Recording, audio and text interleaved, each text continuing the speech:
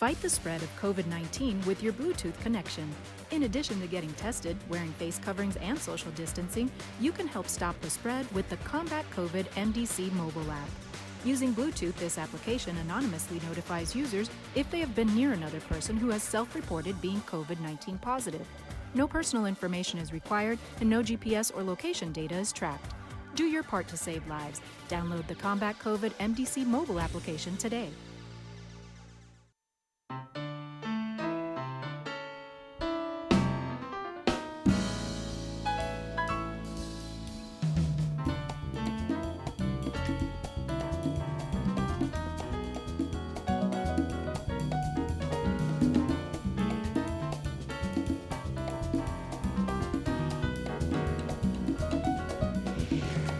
Good morning. It's 11 a.m. on Tuesday, which means it's time for the FIU Music Hour on WDNA 88.9 FM. I'm your host, Zachary Weinstein, and if you haven't heard, the FIU Music Hour is back live in the WDNA Jazz Gallery. You can join us live at wdna.org/FIU to watch the show for yourself. As always, the FIU Music Hour program features weekly live performances in the WDNA Jazz Gallery, featuring students, faculty, and alumni from Florida International University's School of Music. This morning, we are joined by Jason Calloway from our faculty department. As a devoted advocate of new music, Jason has performed with leading ensembles around the world, as well as alongside members of Ensemble Modern, Clown Form Vine, and the Arditi and Jack quartets. Jason was also part of the Naumburg award-winning Biafra Quartet, which was formerly in residence at the Juilliard School. Jason currently plays in FIU's Amarnet String Quartet with our artists in residence. Jason, what will you be performing first today? Well, I have a selection of 4 recent works which have formed an important part of my repertoire over the past 15 or coming on almost 20 years now of playing solo music by living in recent composers. And the first of these is by a dear friend of mine, Mina Mark-Hanna, whom I can only describe as an arts polyglot of the very best type. He was born in London to Egyptian parents and raised in New Jersey. I'm from Philadelphia, so we know each other from home. And our initial contact was in his first career as a composer.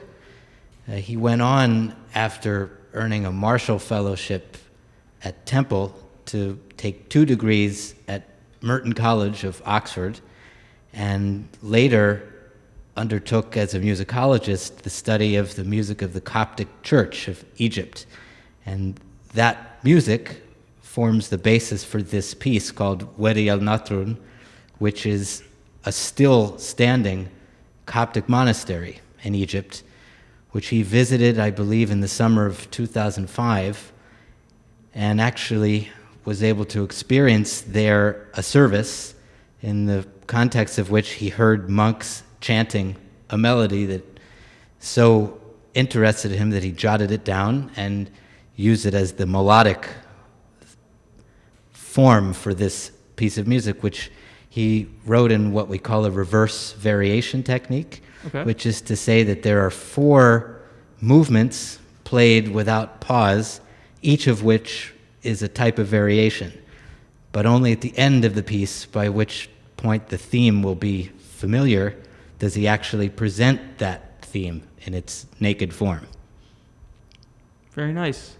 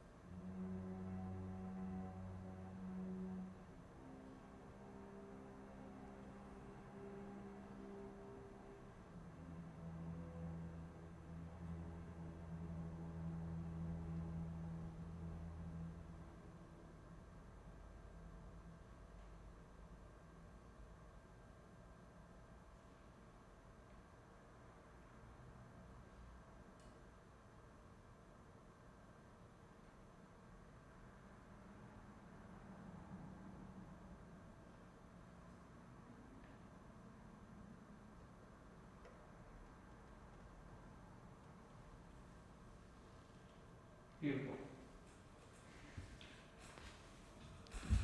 So, Jason, how are you this morning?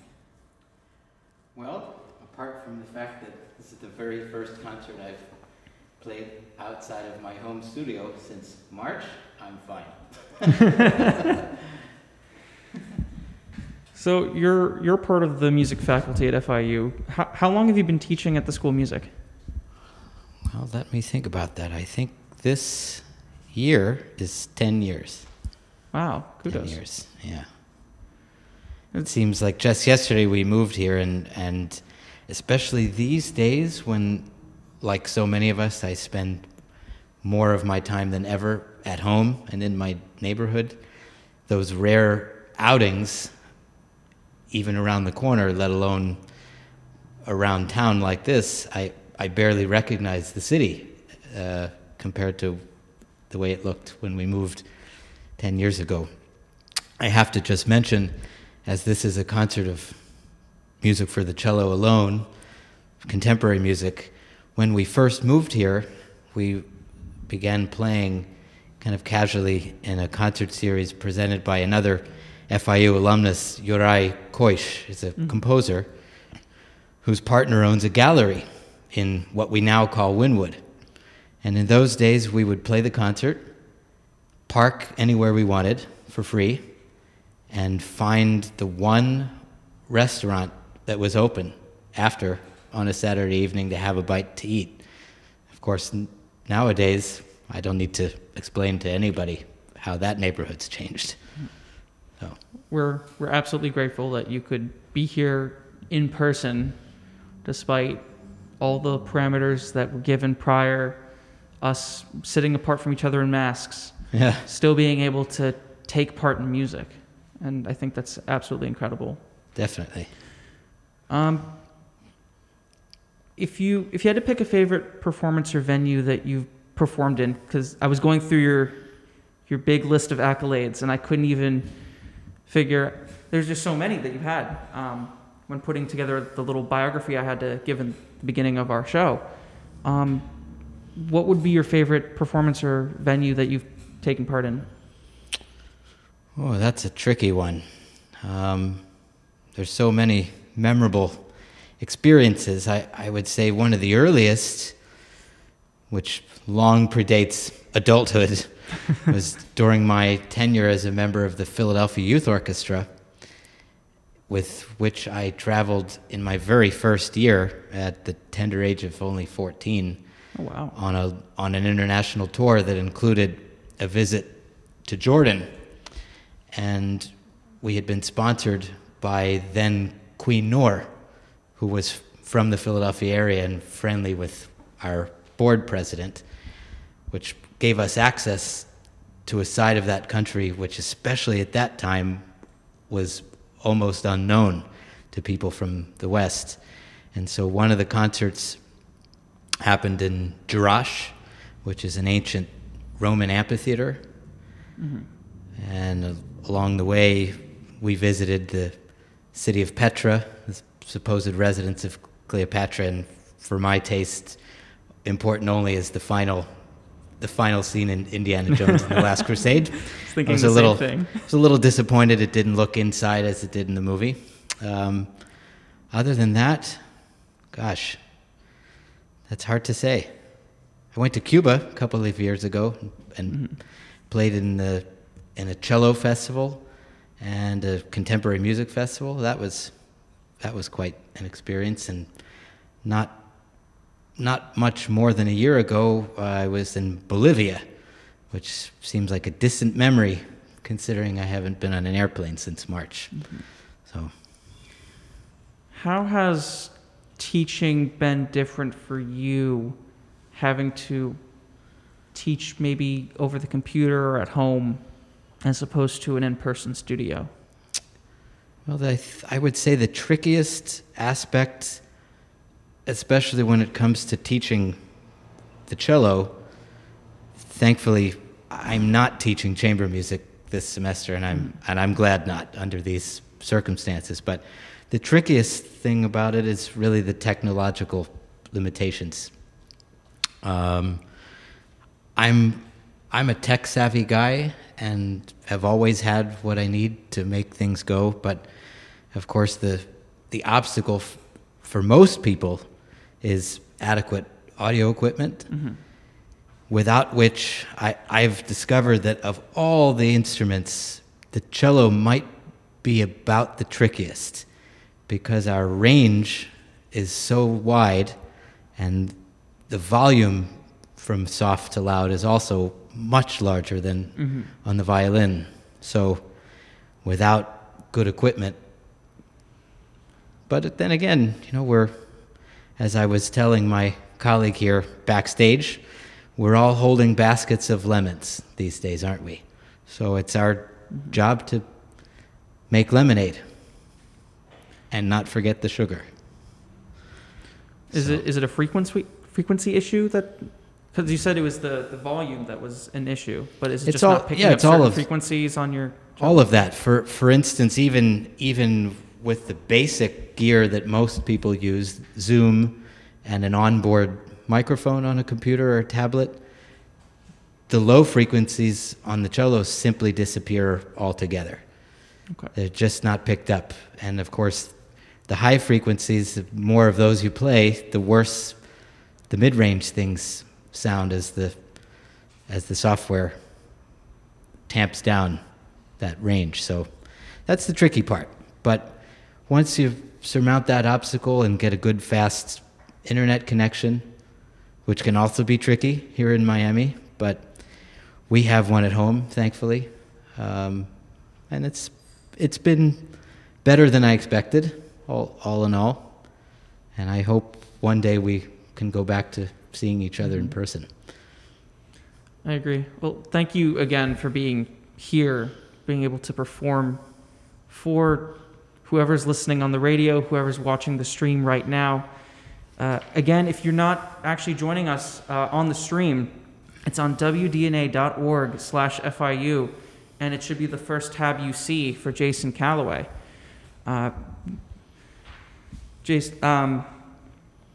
Jason, thank you again. We'll be right back after these messages, so stay tuned.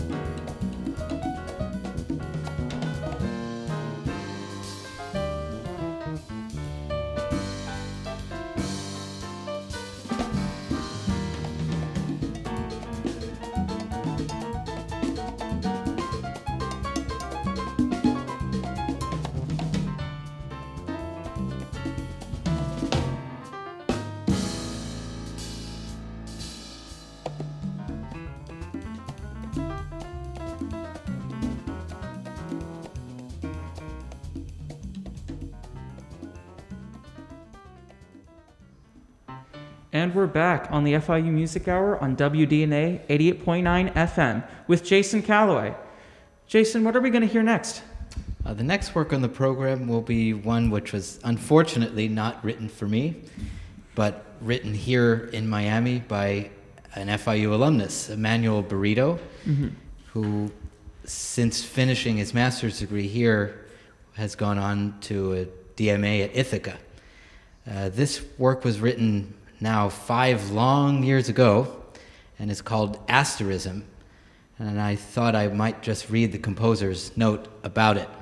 Of course. He says this: Asterism is the immortalization of my amusement with the night sky, and a tribute to the moment and circumstances which gave way to the creation of this piece back in the summer of 2015.